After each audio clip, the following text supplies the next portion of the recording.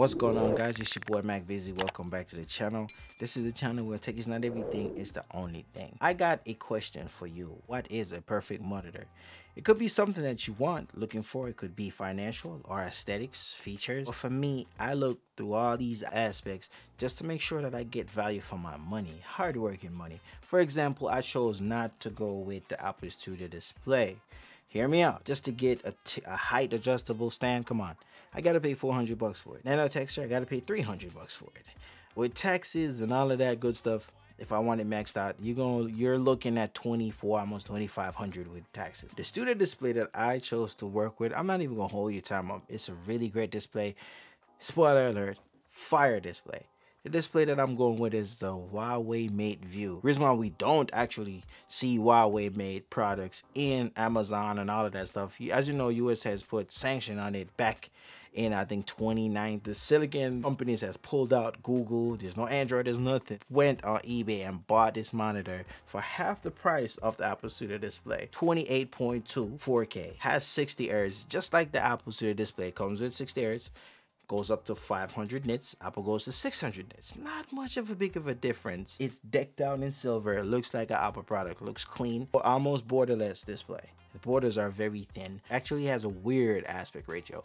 3.2 versus a 16:9. That means really, if you're watching a 16:9 content on this monitor, you'll get those black bars on there. I take photos in 3:2 so that photos look, it filled the whole screen. When I use Luminar Neo to edit my photos, viewing those is fire. It has two built-in speakers, very loud, but it doesn't have much bass in it, so it gives you more of a mono sound. But you don't use the speaker to monitor my audio because I wanted to sound crispy in your ears. So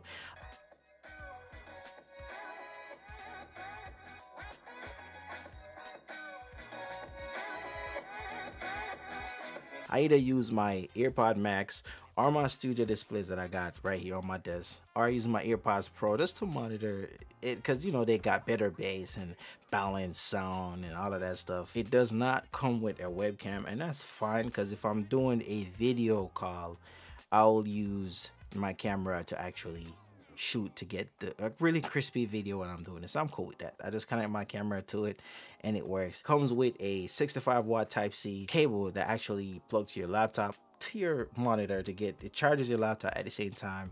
It gives you that 4K mirror display. Get a 135-watt Type-C power cable adapter that can be removed. I have a toddler. I worry about these things because he gets down, he gets busy. He'll go underneath and start pulling stuff down.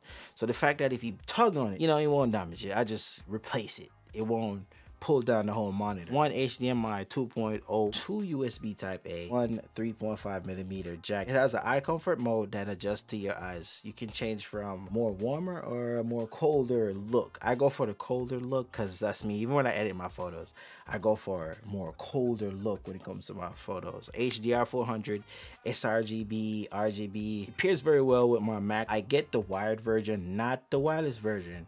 The reason why I get the wired version, I'm not in the Huawei ecosystem, because believe it or not, they have an ecosystem. You can get all Huawei everything. I have mostly Apple stuff, and it's kind of a shame that I really don't have the Apple display. I just find it very hard to pay 2,500 for a monitor dictated. I don't. This monitor goes for 800 bucks. I bought this off eBay. It took me 8 days to get it. If you get the wireless one, it might cost you a little more. It take me 8 days to get it. It came from Germany.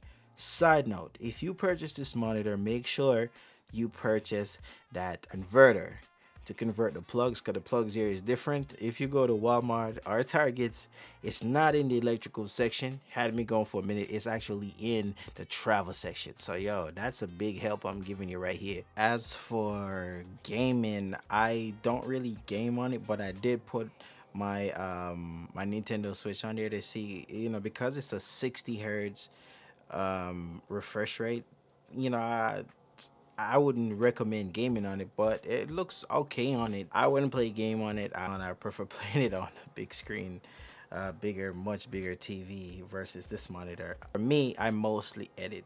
So editing on Final Cut Pro. It gives me more on the screen. I get to see a lot more in my, actually add more in my workspace, monitor my color. My MacBook has that fingerprint scanner. I don't have to use that because I can also use my watch to unlock it. So I keep it in clamshell mode. What really sell this for me is that tilt and height adjustable stand. It looks really cool. So one of my most favorite thing about this monitor, if you want to like change or adjust the settings, that's on the monitor, right beneath the monitor there is like a touch sensor, easy to use. You will pretty much tap it. It's like tap, slide, tap, double tap, right? It's not a Mortal Kombat cheat code. So basically you tap it to display what you want, and you slide it to highlight the settings that you want to adjust.